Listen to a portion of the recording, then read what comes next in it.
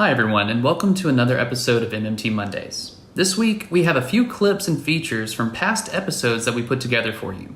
We put together a montage of recent episodes that epitomizes the economic justice pillar of our knowledge areas at Real Progressives. This week's focus is going to center around not only the racist history of the taxpayer dollar, but also how a federal job guarantee and reparations on a global and domestic scale can help us truly see the bigger picture when it comes to social and economic injustices and tackle them head on.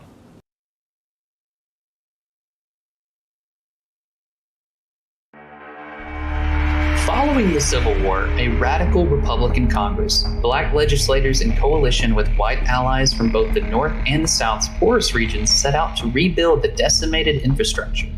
While Reconstruction-era policies were relatively moderate, they also saw a dramatic increase in social spending in support of the poor and efforts to increase the taxes paid by landowners.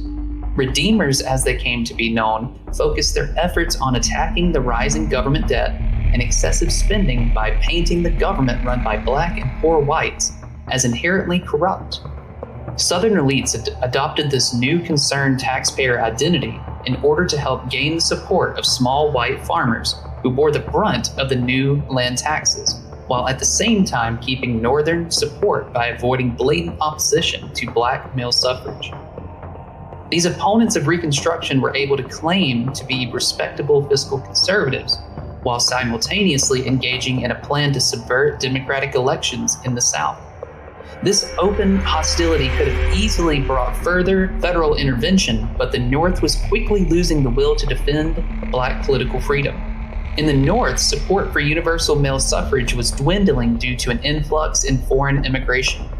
Northern elites were receptive to plans to empower the taxpayers against the corrupt and incompetent poor.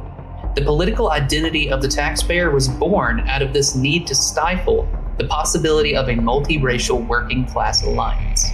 All across the South, taxpayer unions sprung up, arguing that holders of property and payers of taxes deserved a voice in state legislatures due to their states suffering from unnecessary increases in public debts. Now keep in mind that these same supposedly oppressed taxpayers had up until recently owned a lot of property, that being slaves. Despite the fact that these taxpayer unions were made up of slave owners, they went to great lengths to ensure that their motives had nothing to do with slavery. In typical "I'm not a racist, I have black friend" fashion, they claimed that their issue with the government was not a matter of race or color, but rather exclusively that the government was run by those who did not own property. These were the same people who had less than a decade earlier literally seceded from the Union, fought a war over their belief of the right to own black people. But after seeing the light all of a sudden, supposedly, they were only worried about the overburdened taxpayer force. So instead, as W.E.B. Du Bois stated in Black Reconstruction of America, the fact that poor men were ruling and taxing rich men was the main charge of corruption that the elite Southerners made against Reconstruction governments. They would compare pre- and post-war expenses while ignoring the fact that emancipation had doubled most states' populations and how the war had destroyed the Southern economy. But they made sure to emphatically assure the government that it had nothing to do with race. When this didn't work, they settled on winning over poor whites, intimidating black voters, and regaining power in their state by any means necessary. This is where the benevolent identity of the taxpayer became so crucial.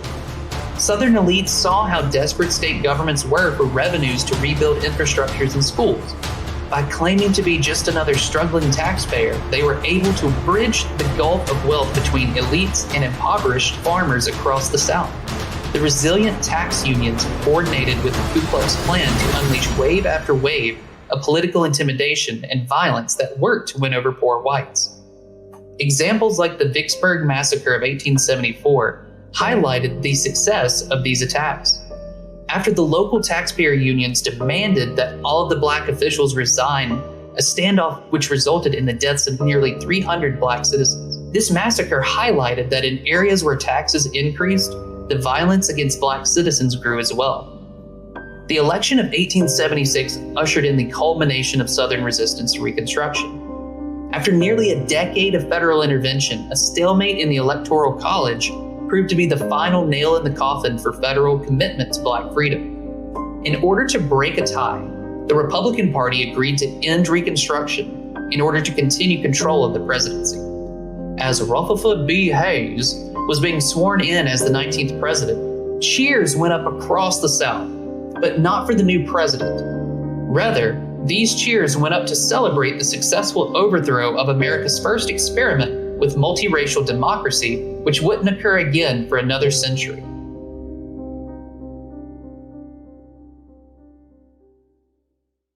In the decades that followed Reconstruction, the new state governments served to reinforce white supremacy and strengthen anti-democratic mechanisms. White supremacist governments set out slashing budgets and shifting taxes on the poor, all under the guise of protecting the taxpayers. Newly freed slaves were arrested on bogus charges of vagrancy and jaywalking, and were then sentenced into a new form of slavery called convict leasing. States across the South amended their constitutions to include new ways to disenfranchise Black voters in order to ensure that citizens couldn't raise taxes even if they wanted to. So not surprisingly, even after the Jim Crow era laws were repealed, white backlash against the civil rights movement once again ushered in an era of tax limitations, all in the name of protecting the taxpayer. This rhetoric about abusing the taxpayer was tailor-made to question the right of poor and Black Americans to benefit from or participate in their government. President Reagan championed the heroification of the taxpayer rhetoric. Despite changing the amounts from speech to speech, Reagan would claim that so-called welfare queens would receive a tax-free income of around $150,000 a year. Reagan was able to successfully criminalize poverty, and truth be damned, nearly a half a century later, this image of takers is still alive and well. During the 2012 campaign, Mitt Romney claimed that nearly 47% of Americans are dependent on the government and believe that they are victims. The fact that the majority of taxes fall on low-income people did not qualify as contributions to the government in the eyes of Romney. Romney epitomized the whole pull yourself up by your bootstraps mantra for the American people in corporate welfare socialism for the elite. Romney didn't believe that it was his job to worry about the, quote, others, because he didn't believe that they have personal responsibility. Even today, the reality of tax paying never really had that much to do with actually paying your taxes, since we see Republicans' cult-like devotion to former President Trump despite his proud tax avoidance. History has shown us that the neoliberal model of fiscal conservatism is highly unlikely to change anytime in the near future. The theme of job creation runs through the writings of the Reverend Dr. Martin Luther King Jr. Not just job creation in general, but specifically a government-funded job guarantee. In an article published in Look magazine just after his assassination, Dr. King wrote that, "We call our demonstration a campaign for jobs and income because we feel that the economic question is the most crucial that Black people and poor people generally are confronting. There is a literal depression in the African American community. When you have mass unemployment in the African American community, it's called a social problem. When you have mass unemployment in the white community, it's called a depression. The fact is, there is a major depression in the African American community. The unemployment rate is extremely high, and among African American youth, it goes up as high as 40% in some cities." Nearly 50 years after these words were written, yet another generation has witnessed the inability of a booming economy to provide gainful employment for every person willing and able to work, a point well understood by Dr. King. Economic expansion alone cannot do the job of improving the employment situation of African Americans. It provides the base for improvement, but other things must be constructed upon it, especially if the tragic situation of youth is to be solved. In a booming economy, African American youth are afflicted with unemployment as though in an economic crisis. They are the explosive outsiders of the American expansion. As politicians and media figures laud the relatively lower aggregate unemployment rates, more careful observers note the hidden unemployment that the official numbers do not account for and caution the optimists that official unemployment figures go down not only when the unemployed find work, but also when discouraged workers drop out of the labor force. Those in prison are also disproportionately young, black, and male, and are not included in official unemployment figures. In addressing these tremendous challenges, Dr. King's writings have a laser-like focus on job creation as addressing multiple concerns and carrying multiple benefits. The nation will also have to find the answer to full employment, including a more imaginative approach than has yet been conceived for neutralizing the perils of automation. Today, as the skilled and semi-skilled African American attempts to mount the ladder of economic security, he finds himself in competition with the white working man at the very time when automation is scrapping 40,000 jobs a week. Though this is perhaps the inevitable product of social and economic upheaval, it is an intolerable situation, and African Americans will not long permit themselves to be pitted against white workers for an ever-decreasing supply of jobs. The energetic and creative expansion of work opportunities in both the public and private sectors of our economy is an imperative worthy of the richest nation on earth, whose abundance is an embarrassment as long as millions of poor are imprisoned and constantly self-renewed within an expanding population. Dr. King reiterated over and over again his proposal that government become an employer of last resort. We need an economic Bill of Rights. This would guarantee a job to all people who want to work and are able to work. It would mean creating certain public service jobs. We must develop a federal program of public works, retraining and jobs for all, so that none, white or black, will have cause to feel threatened. Let me give you an example of something that really bothers me. In this bill, if you're a farmer, your loan will be forgiven up to 120% of your loan, not 100%, but 120% of your loan if you're socially disadvantaged, if you're African American, some other minority. But if you're white person, if you're a white woman, no forgiveness. That's reparations. What does that got to do with COVID? So if you're in the farming business right now, this bill forgives 120% of your loan based on your race.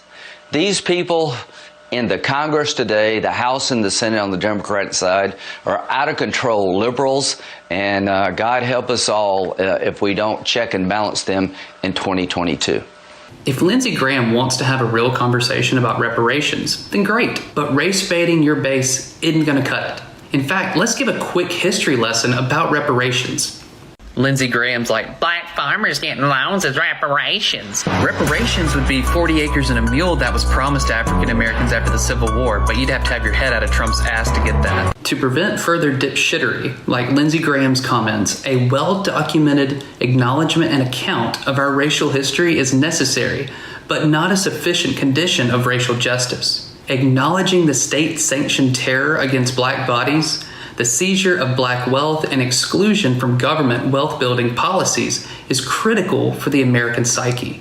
We cannot move forward as a nation until we own up to the sins of our past. An honest and sobering confession of our historical sins would pave the way for not only a new narrative, but a better understanding of inequality and poverty. Acknowledgement and apology alone will be empty if not accompanied by some sort of material redress. As we will see in our next clip, economist Sandy Darity provides a detailed account of 3 different phases of oppression towards the black community throughout our nation's history. and that directly contributed to why we need a comprehensive reparations program. These atrocities have resulted in a gulf of disparity in wealth between the black and white communities, and it is the U.S. government's responsibility to right these wrongs.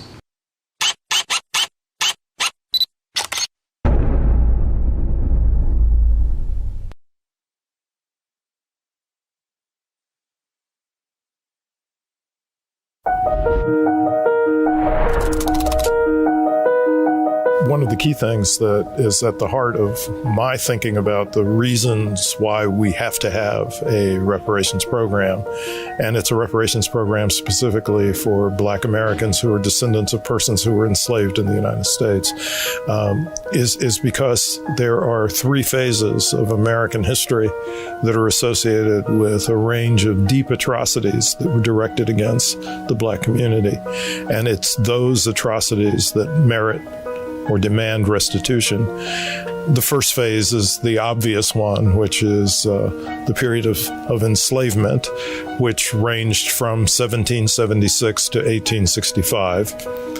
The second is the period that lasted for almost 100 years following the end of the Civil War of legal segregation in the United States. And then the third is the ongoing damages that have been inflicted on Black Americans in the period after the passage of the Civil Rights Act of 1964. And here I would include mass incarceration. I would include police killings of unarmed Blacks. I would include employment discrimination. And I would include, perhaps what's most dramatic from my standpoint as an economist, the enormous racial gulf in wealth between Blacks and whites in the United States. So the U.S. government is the culpable entity, and the reason it's the culpable entity is because it established the legal and authoritative framework that made it possible for all of these atrocities to take place. If you look at the founding documents for the United States, the founding documents engrave in them the legality of slavery. If you look at the period of Jim Crow in the United States, there was no existing national legislation that was in place that would prevent the operation of acts of legal segregation both in the North and in the South. If you look at the current situation, there's no action that's being taken by the federal government to curb police violence that's directed against unarmed Blacks. There's no steps that have been taken to compensate people who have lost family members as a consequence of that violence, nor have there been any steps taken to compensate people for being subjected to unjust or unwarranted incarceration. So it's actually there's a national responsibility that's in operation here, and the national responsibility has to be met by the federal government.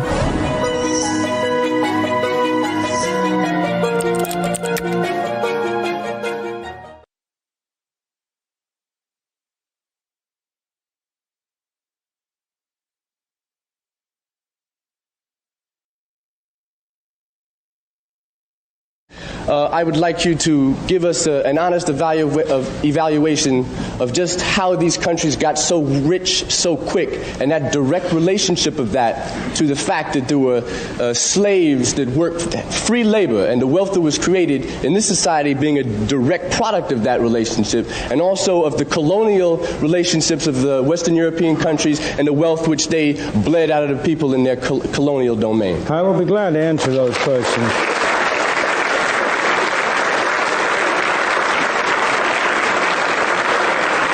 It simply is not true that the enormous increase in the well-being of the free countries of the West arose out of slavery. Slavery was a blot on our escutcheon, there is no question. And of course, it was a disgrace to this country to have had slavery as long as it did. But if you take Britain, which did not have slavery, I'm going to go to the colonies, that's the next point. I'm trying to take one point at a time. The gentleman made two separate points. One had to do with slavery, and one had to do with colonies. Britain did not have slaves. Japan did not have slaves. Let me go to the final point of colonies. In the first place, it's not true that the wealth or the benefits of the West derive from exploiting the colonies. The facts are against you. The reason why you say that is because it is so hard for people to get out of the notion that life is a zero-sum game. They think if one man benefits, another must lose. But in a free market, both people can benefit. So, in a free market, both can benefit? Please, tell me, what benefits did the colonies have? Was it the enslavement and murder of their people, or the extrication of their resources? Please tell me. Now, if you take the case of Africa, the wheel had not been invented in parts of Africa by the end of the 19th century. The number of people in Africa and their average conditions of life in Africa have grown enormously as a result of their contacts with the West. Don't know your history, sir. Well, I would say you don't know your facts, sir. Well, Milty, I would say that you don't have the facts.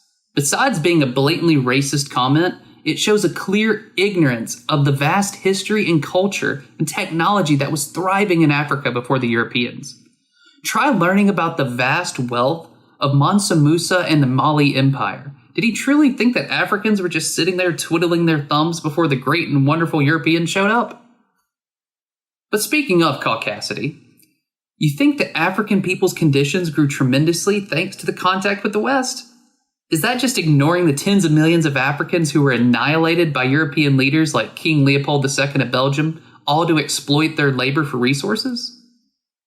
What about the tens of millions of Africans who were ripped from Africa and brought to the Americas as slaves? But please, white savior, keep going. The United States, with trivial exceptions, has never been a colonial country. It did have Philippines. It had Philippines for a while. Cuba was not a colony of the United States. In any event, you need a sense of proportion. In the period between the Revolution in 1776 and 1898, the U.S. had no colonies, and yet the U.S. that was a period of the greatest growth. For the Green New Deal in the U.S. And, we're all excited about, the possibilities and the fact that this is finally, on the table, that we're waking up to the reality that climate change is a serious threat and that inequality and climate change are these dual challenges that we have to deal with in the U.S. And that time is of the essence. We really have 10 years to take really bold transformative action in the context of the U.S. So the Green New Deal, as many of you are familiar with, the framework is to address both climate change, to decarbonize the economy, and to address inequality, structural inequality. And then naturally you start thinking about it. Well, climate change is not a U.S. problem exclusively. It's a global issue. And inequality is also a global issue. So we can't really, move the needle, so to speak, if we're just successful at putting forward a U.S. Green New Deal.